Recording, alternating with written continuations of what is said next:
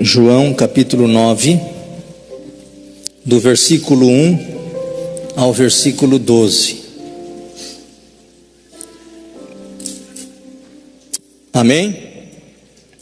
Diz assim: E passando Jesus, viu um homem cego de nascença, e os seus discípulos lhe perguntaram dizendo: Rabi, ou mestre, quem pecou, este ou os seus pais, para que nascesse cego? Jesus respondeu: Nem ele pecou, nem seus pais, mas foi assim para que se manifestem nele as obras de Deus. Convém que eu faça as obras daquele que me enviou enquanto é dia. A noite vem, quando ninguém pode trabalhar. Enquanto estou no mundo, sou a luz do mundo. Tendo dito isto, cuspiu na terra, e com a saliva fez lodo, e untou com o lodo os olhos do cego. E disse-lhe: Vai, lava-te no tanque de Siloé, que significa o enviado.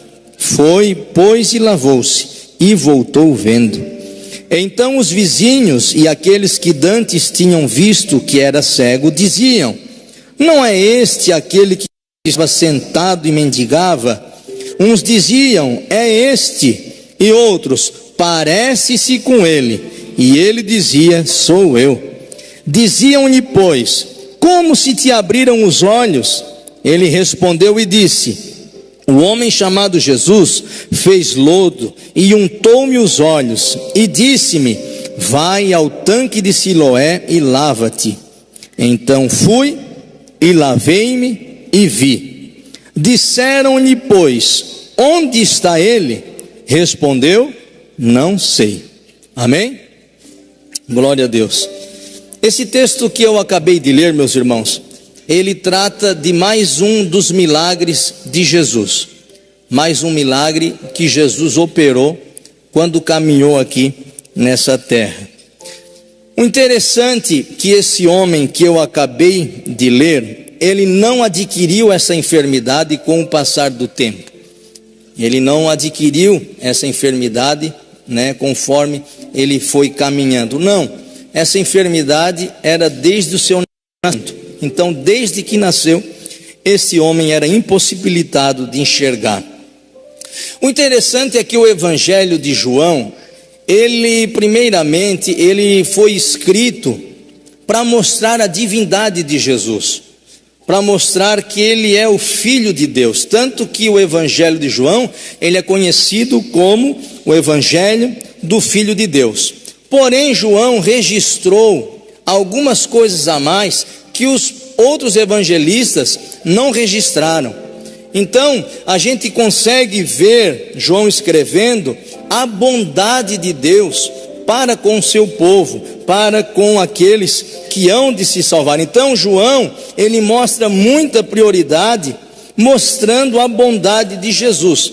Tanto que se você olhar no capítulo 1, nós vemos já a bondade de Deus. Que bondade é essa? A Bíblia diz, lá em João capítulo 1, que o verbo de Deus se fez carne e habitou entre nós. Então, olha que maravilha, João está dizendo que um Deus se fez homem, para quê? Para que nós pudéssemos nos achegar. Então, Deus, ele é tão bom que enviou Jesus para ser personificado numa pessoa, para resgatar a humanidade. No capítulo 2 de João, nós também vemos a bondade de Deus, porque Jesus estava num casamento e havia acabado o vinho. De repente, aquela festa iria acabar numa derrota, num fracasso. Mas Deus é tão bom que Jesus estava naquele casamento, lá nas bodas de Caná, e ele transformou a água em vinho. A bondade de Deus para não deixar um casamento ser fracassado. No capítulo 3 nós vemos a bondade de Deus quando Jesus instruiu o instruído Nicodemos, alguém que conhecia a lei, alguém que conhecia os ensinamentos, mas Jesus disse: olha, eu sou tão bom que eu vou te contar uma coisa: se tu não nascer de novo da água do Espírito, tu não podes ver o reino dos céus. Então Jesus, pela sua bondade, instruiu o instruído Nicodemos. No capítulo 4 de João, Jesus ele é tão bom que ele vai lá no poço de Jacó e de repente chega ali uma mulher e ele diz assim: dai-me de beber. E ela diz assim: como que tu está me pedindo água? Tu és judeu e eu sou samaritana, não tem como a gente conversar, nós somos muito diferentes. Mas Jesus disse: olha, a água que tu está pegando aqui, tu vai voltar a ter sede, mas eu sou tão bom que se tu beber da água que eu der, de ti vai fluir uma fonte de água que jorra para a vida eterna. Deus é tão bom que disse para aquela mulher que existia ainda algo maior para a vida dela. Jesus é tão bom, meus irmãos, que quando as pessoas parece que desistem, o camarada desistiu de tudo, o camarada percebe que começa a dizer assim: não, esse negócio de igreja aí não vale a pena, é tudo historinha, não, larguei de mão, quando eu mais precisei de Deus, Ele me abandonou, Ele não me ajudou. Mas aí a gente, segura essas pessoas através da oração, continua orando por elas, mesmo elas desanimadas, mas a gente continua intercedendo a essas pessoas por Deus. Aí Jesus vai lá, realiza uma obra na vida daquela pessoa, e aquele que era mais contra, ele daqui a pouco está aqui na igreja, levantando a sua mão e dando glórias ao nome do Senhor. Por quê, irmãos? Porque o Senhor não desiste de nós. Mesmo alguém que porventura já desistiu, mas Jesus não desiste de nós. Operando Deus, quem impedirá? Isso está na Bíblia, irmão, que Jesus vai lá e faz a obra na vida de alguém, mesmo que ela já desistiu de tudo? Claro que sim. Se você olhar para João, capítulo 5, ele deixou bem claro isso. Aquela famosa história do tanque de Betesda. A Bíblia diz que Jesus conhecia que aquele homem estava há 38 anos naquela situação. E quando Jesus chega lá, que vê aquele homem naquela situação, perceba, Jesus faz uma pergunta para ele. Jesus chega para aquele homem e diz: queres ficar curado? Queres ficar são? Aquele homem, ele não responde à pergunta de Jesus. Aquele homem, ele desconversa Jesus e diz: olha, eu estou aqui há 38 anos e eu não consigo ser colocado no tanque, então eu perco a minha bênção, porque os outros não conseguem me jogar lá. Mas Jesus não estava perguntando aquilo ali. Jesus estava dizendo: tu queres ficar curado? E ele desconversou. E quando Jesus desconversa, mas Jesus já estava ali com o intuito de realizar uma obra naquela vida, na vida daquele homem, Jesus disse o quê? Eu te digo, pega a tua cama, levanta e vai para a tua casa. Meu irmão, quando Deus quer fazer, mesmo a gente não pedindo, Ele pode fazer, porque operando Deus, quem impedirá? Ninguém pode impedir o agir do Senhor. Mas aí você pode dizer assim, Lucas, tu não leu o capítulo 1, tu não leu o capítulo 2, o 3, nem o 4, nem o 5. É verdade, eu li o capítulo 9. Onde a Bíblia vai narrar o quê? A história de um homem cego de nascença. Com certeza, meus irmãos, nós já ouvimos muitas histórias de algum homem da Bíblia que era cego. Já ouvimos hinos, já fomos edificados por mensagem. Quem é um pouquinho aí mais antigo, já cantou o hino da harpa de número 476. Quem sabe o hino 476? Levanta a mão. Meu Deus, cadê os crentes? Nunca cantaram? Enquanto para Jericó o bom Jesus passava. Nem tu, Sara? Meu Deus do céu. Então nem vou cantar.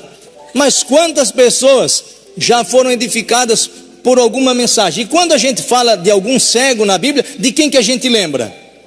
O cego de Jericó, o Bartimeu. É ele que vem a nossa lembrança. Então a gente, quando fala de cego, a gente está falando geralmente de quem? Do cego Bartimeu. Mas esse cego Bartimeu era interessante, ele era cego, mas não era surdo, Porque quando Jesus estava passando, o que ele disse? Jesus, filho de Davi, tem misericórdia de mim. E ele clamava ali. E de repente o que aconteceu? As pessoas diziam assim, olha rapaz, tu não fala alto, não adianta você clamar. Mas quanto mais repreendiam aquele cego, mais alto ele falava, mais ele gritava: Jesus, filho de Davi, tem misericórdia de mim. Sabe por quê, irmãos? Porque as oportunidades na vida da gente, elas vêm e elas passam. Ou a gente aproveita a oportunidade que Deus nos dá, ou talvez nunca mais vai voltar. Hoje, irmão, esse culto é um culto que Deus preparou para falar com cada um de nós. Ele não vai acontecer de novo. Então nessa manhã, vamos prestar a Ele um culto racional, um culto com entendimento, onde o nome dele vai ser glorificado. Eu acho interessante a história do cego Bartimeu, porque ele nos inspira, porque geralmente as pessoas, quando são confrontadas, quando a gente tem uma luta, uma dificuldade, uma aflição, é muito mais fácil o quê? A tendência é desanimar, né? A tendência é a gente parar, abandonar, desistir. Mas já parou para ver, irmãos, que tem pessoas igual Bartimeu? Tem pessoas que são igual Bartimeu. Quanto mais dizem para se calar, quanto mais elas falam contra, mais ela vai se colocando na presença do Senhor.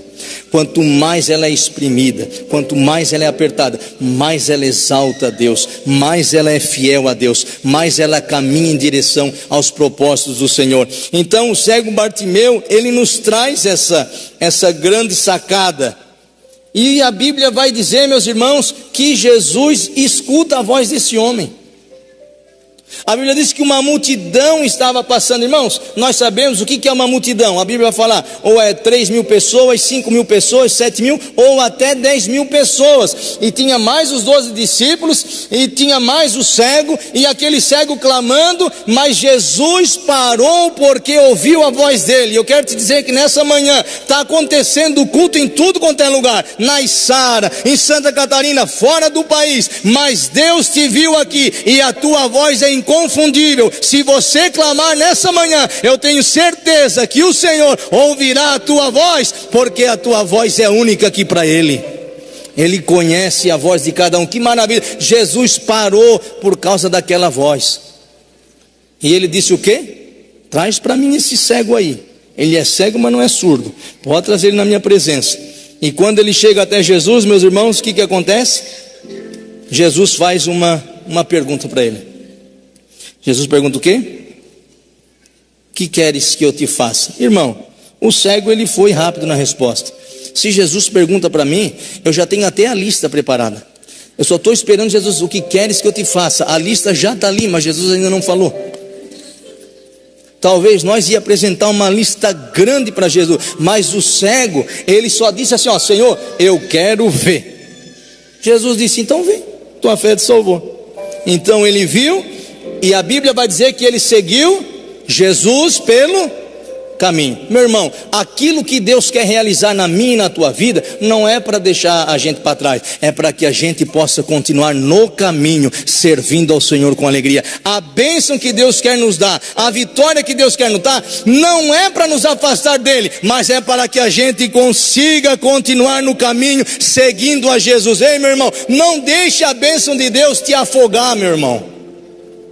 Tem gente que se afoga com a bênção de Deus, Deus dá e depois desiste, larga pelo caminho, não quer mais, quer retroceder. Não, Jesus curou aquele cego, e o cego, a Bíblia diz que andou pelo caminho com o Senhor. Deus quer fazer grandes coisas na nossa vida, mas não é para a gente se afastar dele, é para que a gente continue seguindo no caminho do Senhor. Aí você vai dizer assim, ó, Lucas, tu não leu os 5 primeiros capítulos de João, e também nem leu a história do Bartimeu, está perdendo um tempão falando aí outra história. Não, irmão, não estou perdendo tempo, eu estou falando da Bíblia para nós. Eu estou dizendo aqui que Bartimeu pediu para Jesus, e Jesus curou, porque Bartimeu clamou. Quando ele ouviu que Jesus estava passando, ele começou a clamar, então ele pediu e Jesus curou. Agora esse aqui não pediu e Jesus curou também. No mínimo que a gente aprende aqui, 2 coisas, 2 tipos de milagre: o que eu peço, né, o Bartimeu, e ele me dá, e aquele que eu não peço, e ele também faz. Sabe por quê? Porque operando Deus, meu irmão, quem impedirá? Ninguém pode impedir o agir de Deus na nossa vida. Mas vamos para o capítulo 9. É interessante porque Jesus vai afirmar que viu o cego. Se você quiser deixar a sua Bíblia aberta, nós vamos ler os 12 versículos e ir explicando ele. Olha o que diz o versículo 1. E passando Jesus, viu um homem cego de nascença. Então, primeira coisa, irmão, Jesus já nos viu aqui nessa manhã. Amém? Ô Jesus já te viu aqui nessa manhã, amém? Amém, irmão, que maravilha. Ele já nos viu. Nós lemos somente 12 versículos, mas toda a história tem 41 versículos. É longa demais, mas é uma história muito linda, e eu até incentivaria você a ler todo esse capítulo 9 dessa história, que vai do versículo 1 até o 41. É muito lindo. E vai aparecer aqui os discípulos no segundo versículo. No primeiro, Jesus passa e vê aquele homem, e no versículo 2 vai aparecer uma classe de pessoas, que são os discípulos. Olha o que diz o 2. E os seus discípulos lhe perguntaram, dizendo: Rabi, ou mestre, quem pecou, este ou seus pais, para que nascesse cego? Irmão, essa turma aqui dos discípulos é aquela turma que Jesus escolheu para andar com ele. É aquela turma que Jesus passou uma noite inteira orando, e veio Pedro, veio Judas, veio Tomé. É essa equipe aqui que Jesus escolheu. Estavam todos ali. E ao invés dessa turma ter compaixão por aquele cego, ao invés de terem misericórdia com aquele cego que estava mendigando, o que eles vão fazer? Eles entram numa questão teológica. Eles começam a dizer assim: mestre, por que ele está cego? Será que foi ele que pecou ou foi os seus pais? Eles tinham uma crença naquela época que quem tivesse pecado, seria a ira de Deus castigando. E eu não estou dizendo que o pecado não deixa sequela, não deixa consequência, deixa, mas nem toda a adversidade que nós passamos é resultado de pecado ou também desobediência. Nesse caso aqui, Jesus estava querendo o quê? Acabar com aquela crença. Não, nem ele pecou e nem os seus pais. Então Jesus foi muito enfático em dizer isso. Mas eles, na cabeça deles, estavam dizendo: não, tem que ter um pecado escondido. Tem, porque ele não pode, ele nasceu cego, ele não ficou cego no meio do caminho. Ele já tem tanto pecado que já nasceu assim. Tem alguma coisa escondida. Mas eu quero te dizer nessa manhã, meu irmão, que às vezes Deus nos permite passar por algumas coisas, não porque desobedecemos ou porque nós pecamos, mas é porque Ele tem coisas ainda maiores para revelar através da nossa vida. É por isso que muitas vezes você passa por algumas tribulações, porque o Senhor está nos esticando para coisas maiores. A gente gosta de falar de Jonas, Jonas desobedeceu, veio aquela tempestade, foi jogado no mar, o grande peixe veio, engoliu ele e tudo se cessou. Mas a gente também não esquece que também os discípulos obedeceram a Jesus, entraram no barco e a tempestade também veio. Então servir a Jesus não quer dizer que nós vamos ser isentos de adversidades, de temporais na nossa vida. Mas agora, quando o temporal vier, quando a tempestade vier, nós temos a garantia de que o Senhor está no barco conosco e Ele não vai afundar, porque a presença do Senhor vai guardar a nossa vida. Então, às vezes vamos enfrentar batalhas, tempestades, e quem sabe aqui nessa manhã você está desse jeito. Só Deus e você sabe essa situação que você está passando. E talvez dentro de você exista aí uma indagação, dizendo: Senhor, o que eu faço é só trabalhar. Eu trabalho, venho na igreja, e da igreja eu vou para minha casa. Por que o Senhor está permitindo isso? Ele está permitindo isso, meu irmão. Se não for pecado ou desobediência, é porque Ele quer que a glória de Deus seja manifestada na tua vida e você possa dar testemunho daquilo que o Senhor está realizando na tua casa, na tua família. Então os discípulos só conseguem enxergar o pecado. Diz: ele pecou, não tem como ser outra coisa. Aí olha que interessante, e esse versículo aqui é maravilhoso. No 3 Jesus responde: nem ele pecou, nem seus pais, mas foi assim para que se manifestem nele o quê? as obras de Deus. O que isso quer dizer? Que hoje você até pode estar triste, mas amanhã o sorriso vai alcançar novamente os teus lábios. Pode ser que hoje você está desanimado, mas eu tenho certeza que saindo daqui, o Espírito Santo vai junto com você para fortalecer a tua caminhada. Você pode estar aqui cabisbaixo, mas vai sair daqui de cabeça erguida. Pode estar até derrotado, mas daqui a pouco você vai ver a vitória do Senhor chegando na tua vida para te ajudar a caminhar um pouquinho mais. Jesus diz: não tem pecado não tem desobediência. Eu quero manifestar o meu poder, eu quero manifestar a minha glória. E no 4, olha que interessante: convém que eu faça as obras daquele que me enviou, enquanto é dia.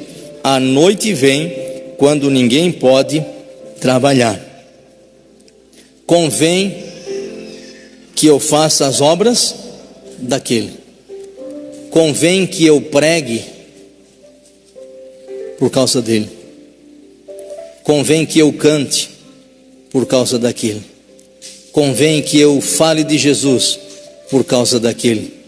Convém que eu ame por causa daquele.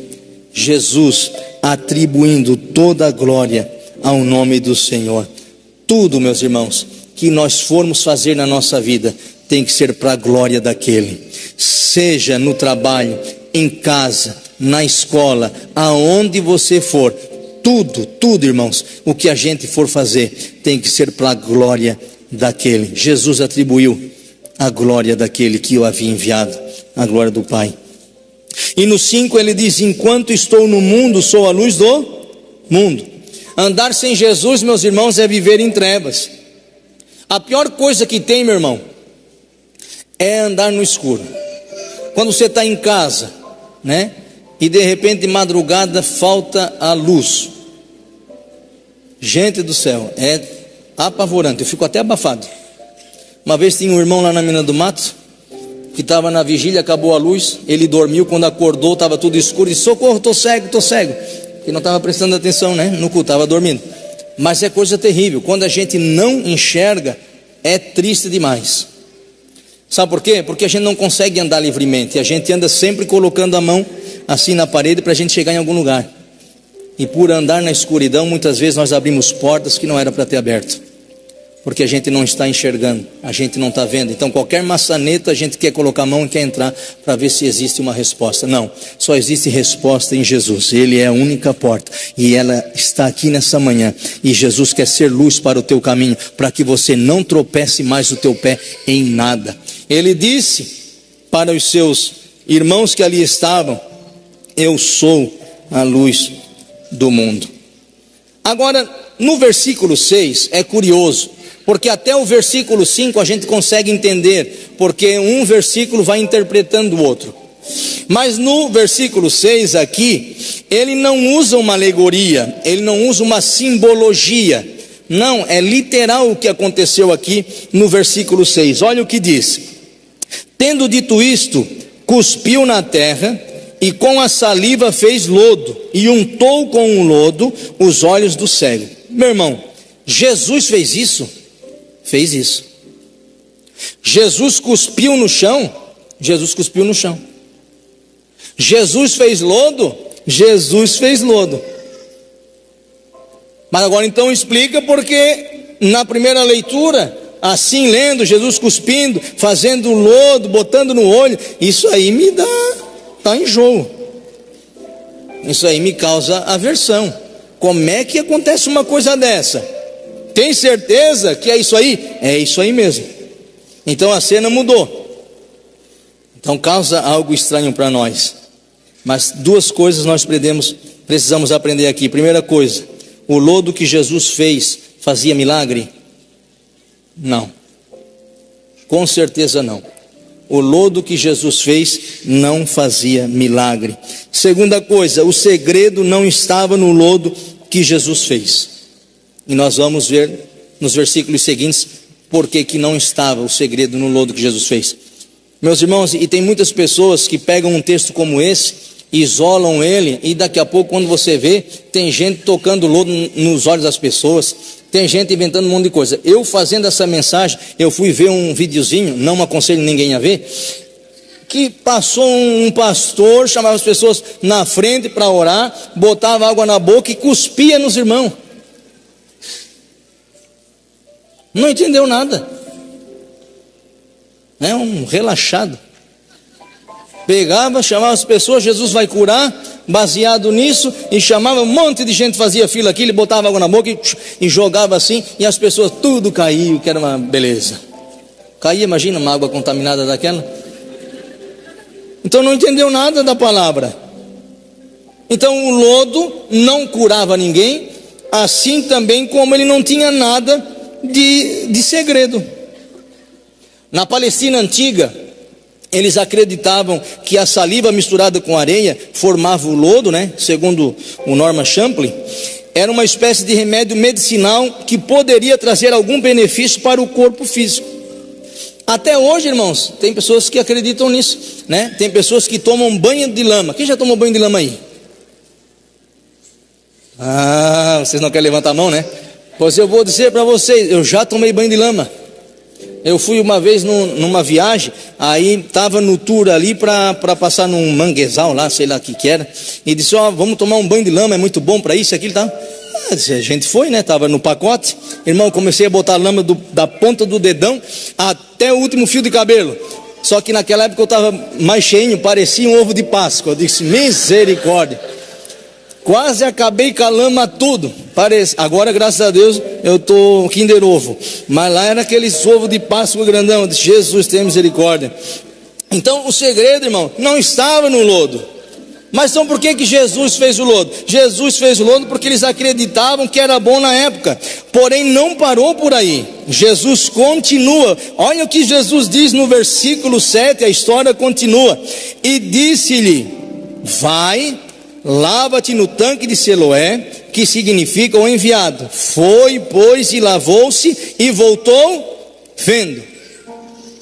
Jesus, irmãos, fez o lodo? Fez. Mas depois Jesus deu uma ordem para ele. Quer a glória de Deus sendo manifestada na tua casa e na tua família? Quer ver a glória de Deus vindo sobre a tua casa, sobre os teus negócios? Você precisa primeiro ouvir a voz de Jesus e segunda coisa, obedecer. Há uma diferença, irmãos, muito grande entre ouvir a voz de Deus e obedecer à voz de Deus. Aquele cego só ficou curado, não é porque ele colocou lama nos olhos. Nós vamos ver na frente que a Bíblia diz que ele foi cego, mas ele voltou enxergando. Então quando ele foi para o tanque de Siloé, que ele estava ali, ele não havia enxergado ainda. Ele só voltou a enxergar quando ele voltou de lá, porque ele obedeceu. Meu irmão, a gente vai para a escola para aprender o ABC, mas quando a gente se converte e vem para a igreja, a gente tem que aprender a obedecer. Amém, irmão? Tem que obedecer, porque senão não vai ter bênção de Deus, não vai ter milagre de Deus. Então não adianta ouvir a Jesus e não praticar o que ele diz. Tem que ter confiança. O Naamã, aquele homem, aquele guerreiro, aquele soldado, por que é que ele ficou curado? Porque ele mergulhou 7 vezes lá naquele rio Jordão? Não, ele nem queria mergulhar lá, porque era um rio sujo, era muito fedorento. Ele disse, não tem outra coisa. Ele disse, tu quer ser curado? Essa é a palavra do Senhor. E o que ele fez? Obedeceu. Irmão, experimente no rincão, mergulha 7 vezes, para ver se vai dar botox na boca. Não vai. Para ver se vai sair ruga. Não vai também. Vai voltar do mesmo jeito. Mas a obediência à palavra de Deus é que vai trazer vida para nós. A obediência é aquilo que Deus quer. Então não adianta só ouvir, tem que obedecer. Se aquele cego só colocasse lama nos olhos e não fosse até o tanque, ele morreria cego. Mas ele creu naquilo que Jesus falou, e ele foi até o fim e voltou enxergando. Quer ver, irmãos? Às vezes a gente diz assim, Senhor, eu quero tanto abrir uma empresa, eu vou abrir uma agropecuária, e já planeja tudo na mente. Eu vou abrir no bairro tal, porque lá é um loteamento novo, lá está bombando, já está tudo asfaltado, está tudo certinho, tem água, luz, tem um movimento grande. Senhor, fala comigo, me dá o sinal, porque eu quero montar uma agropecuária lá e eu sei que vai bombar. Aí o Senhor fala com ele: está liberada a agropecuária, pode colocar, mas não é nesse bairro aí que tu quer, tu coloca lá no outro. Irmão, aí tu vai pesquisar o outro bairro. Jesus, lá não passa nem carro de boi, quanto mais gente, não tem movimento nenhum, o que eu vou fazer lá? E aqui eu quero dizer algo para nós, não é exagero, mas se Jesus disser para você plantar uma semente na rocha, pode plantar, meu irmão, porque essa semente vai germinar e vai brotar. Por quê? Porque você obedeceu aquilo que Deus mandou para você.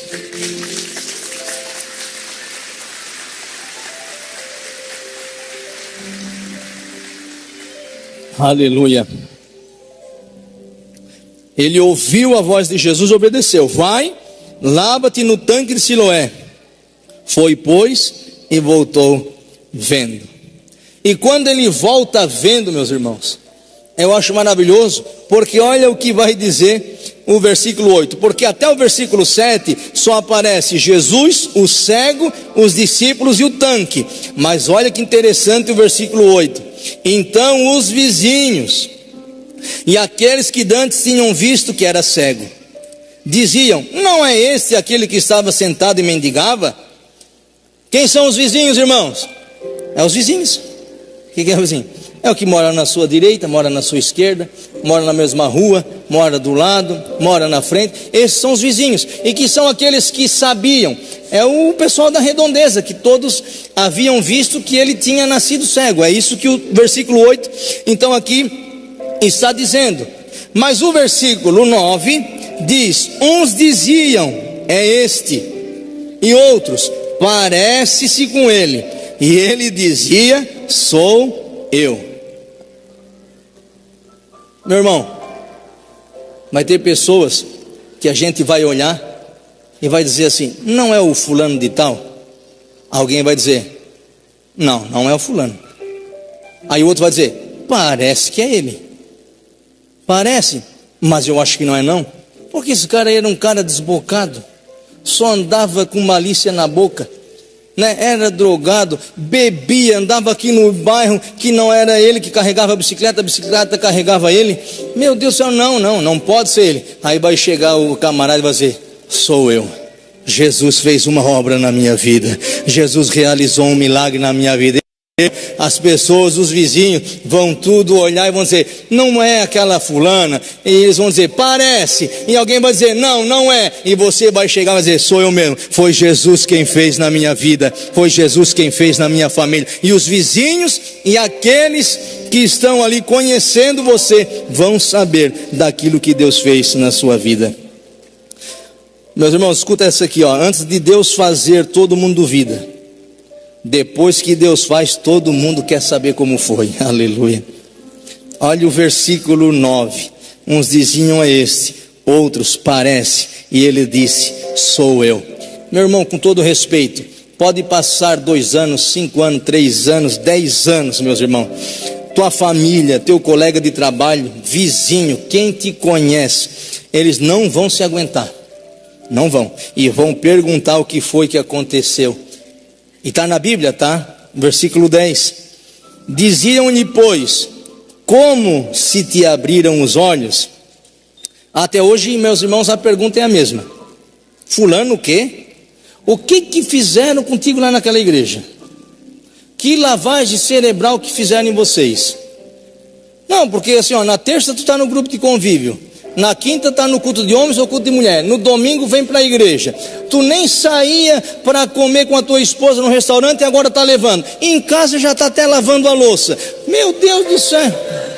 Pega ele, Jesus. Está tão amorosinho, está tão amorosinho. Eles vão dizer: nossa, rapaz, ele está estendendo a roupa, dobrando a roupa. Meu Deus, o que Deus fez? Agora para a mulher também, né? O homem chega em casa, a casa limpinha, o cheirinho de bolo, um cafezinho na mesa, um negócio para aquecer os pés assim, aquela massagem, aquelas ervas, aleluia, para deixar o camarada faceiro. Aí vai, não pode ser. Será que é ele mesmo? Não, fizeram uma lavagem cerebral. Não pode, só enrolar. Eu nunca consegui convencer ele, mas agora ele foi para aquela igreja e agora ele está mudado e está diferente. Aí sabe o que nós vamos responder, irmão? Nós vamos responder o que está no versículo 11. Ele respondeu: o homem chamado Jesus. Aleluia. Sabe quem é que faz essa transformação? É um homem chamado Jesus. Sabe o que faz você ser um bom marido no casamento? É um homem chamado Jesus. Sabe o que faz você ser uma esposa excelente no casamento? É um homem chamado Jesus. Sabe por que nós estamos aqui nessa manhã? É por causa de um homem chamado Jesus. Aleluia. É por causa dele que nós estamos aqui nessa manhã. Aleluia. Aleluia. Por que é que nós viemos aqui? É por causa dele. O que nos motiva a caminhar é por causa dele.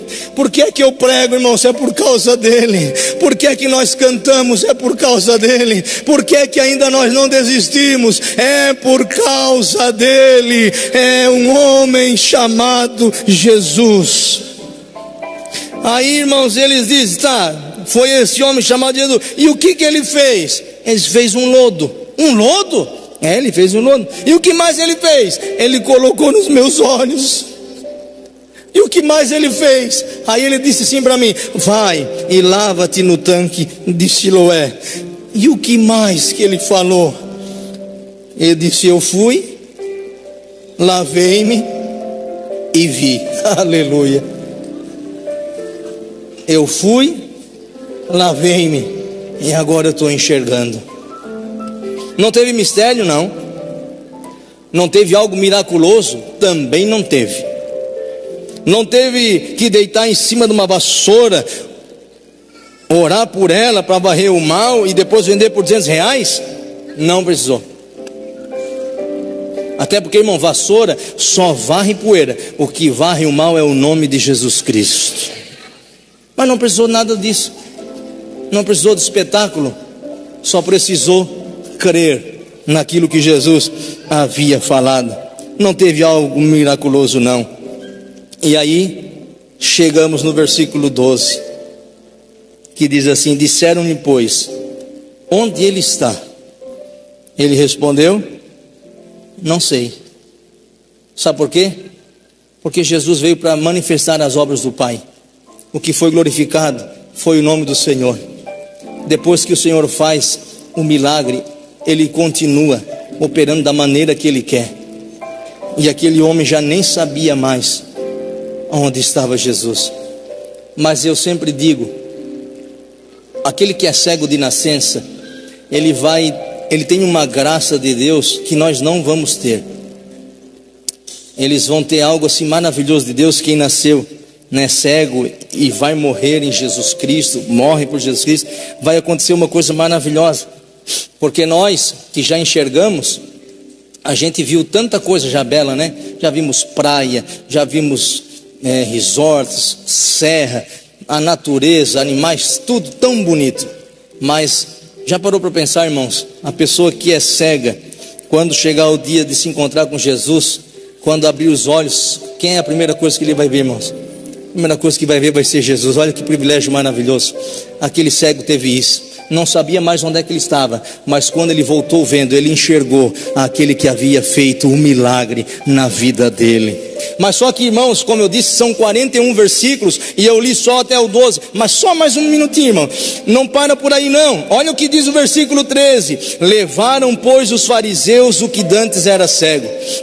14, e era sábado quando Jesus fez o lodo e lhe abriu os olhos. Jesus, irmãos, quebrou toda a tradição humana, todo o dogma humano. Não podia, mas Jesus foi lá e realizou. Olha o 16: então alguns dos fariseus diziam: este homem não é de Deus, pois não guarda o sábado. Diziam outros: como pode um homem pecador fazer tais sinais? E havia confusão entre eles. Irmão, a turma do que achava que sabia tudo estava lá, e até hoje dizia a mesma coisa. Uma parte dizia, é de Deus, a outra, não é de Deus. Um dizia, não, isso aí é de Deus. E outro dizia, não, isso aí é coisa do diabo, ele não guardou o sábado, ele não respeitou. Irmão, não te preocupa com o que vão falar lá fora, só te preocupa em agradecer a Deus por aquilo que Ele vai entregar na sua mão, vai colocar na tua vida. Olha o que diz o 18: os judeus, porém, não creram a seu respeito, que tivesse sido cego e que agora visse, enquanto não chamaram os pais do que agora havia. Meu irmão, o que eles estavam dizendo? É tudo mentira o que aconteceu na vida desse cego. É um teatro, ele está enganando todo mundo, não pode, não tem como. Vamos chamar a mãe dele, o pai dele, e agora nós vamos desmascarar esse cego aí que não era cego. Aí olha, irmãos, no versículo 19, e perguntaram-lhes dizendo, é este o vosso filho que vós dizeis ter nascido cego? Como pois vê agora? Seus pais lhes responderam e disseram, sabemos que este é o nosso filho e que nasceu cego, mas como agora vê, não sabemos.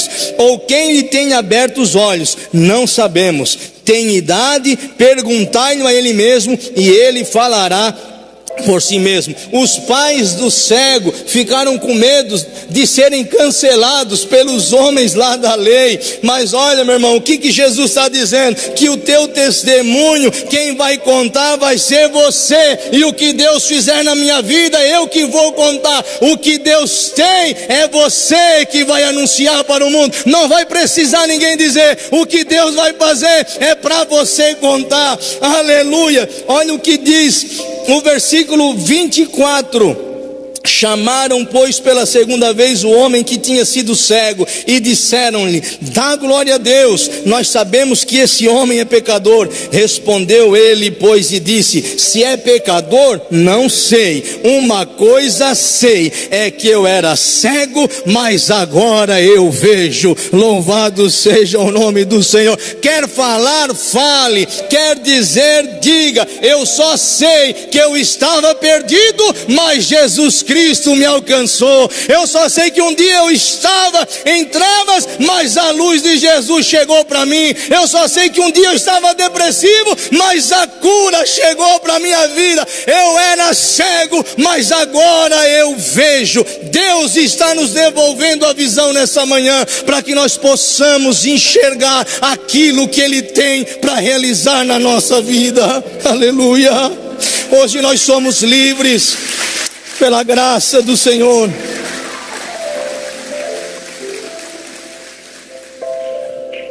Aleluia. Fique de pé. E eu quero encerrar contando um testemunho de uma irmã que era missionária, a irmã Egmar Assunção, lá do Rio de Janeiro. O sonho dessa irmã era falar do amor de Jesus para as crianças. Ela tinha um desejo muito grande, e ela queria que fosse na favela do Rio de Janeiro. E ela ganhou lá um terreninho, lá na favela de Santa Marta. Ela constrói ali um barraco pequeno, coloca ali algumas telhas brasilite, e coloca 40 crianças durante a manhã e 40 crianças durante a tarde.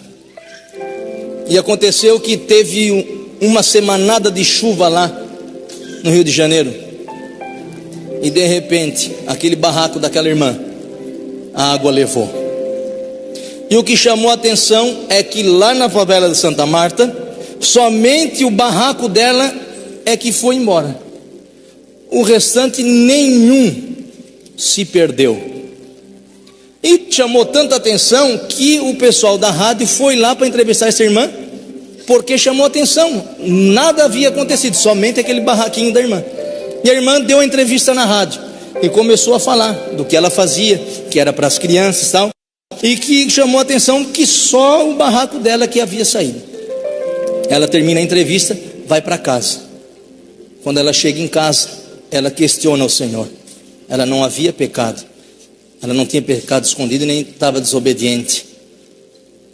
E ela disse, Senhor, por que tu permitiu isso? Aquele lugar é para ensinar as crianças a tua palavra. Não era um boteco, não era uma casa de prostituição, não era um ponto de droga. Era um lugar onde eu reunia as crianças para falar do teu amor para elas. E por que o Senhor permitiu isso? Só que durante a entrevista que ela dava, passou embaixo da favela um empresário que ele tinha do ramo de construção civil, não era cristão, e escutou o relato. E o que chamou a atenção dele foi o quê? O único barraco que caiu foi o da missionária Guimarães Assunção. O resto todos continuaram. Ele ligou para a rádio, pediu o número da irmã e depois ligou para ela. E quando ele ligou para ela, meus irmãos, ele disse: olha, eu não sei o porquê eu vou fazer isso, mas eu estava escutando a rádio e eu senti vontade de dizer para você que eu sou da construção civil, e no lugar onde caiu aquele barraco, eu quero construir um prédio de 3 andares, para que tu possas anunciar a palavra de Jesus para as crianças. Aleluia, aleluia. Aquela irmã de 80 crianças começou a atender 250 crianças. Por quê? Porque quando Deus quer, Ele faz do jeito dele, para manifestar a glória de Deus sobre a nossa vida. Então, meu irmão, obedeça. Vamos obedecer ao Senhor. Vamos obedecer a palavra do Senhor, porque Jesus trabalha do jeito dele, e o que Ele quer é que a glória dele seja manifestada no meio do seu povo.